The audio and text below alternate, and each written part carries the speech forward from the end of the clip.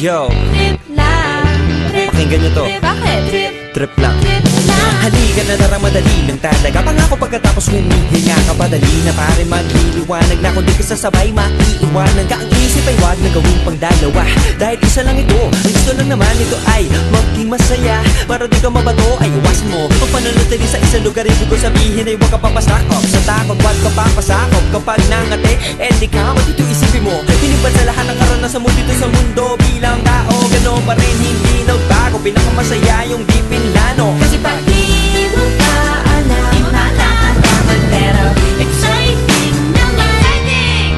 Yeah! Sumabay lang sibat na ng bahala. Oras na subukan ang di pa nagagawa. Minsan lang kaya magpakaligaya. Mag-enjoy, magsaya, walang mawawala. Trip, trip, trip, trip lang.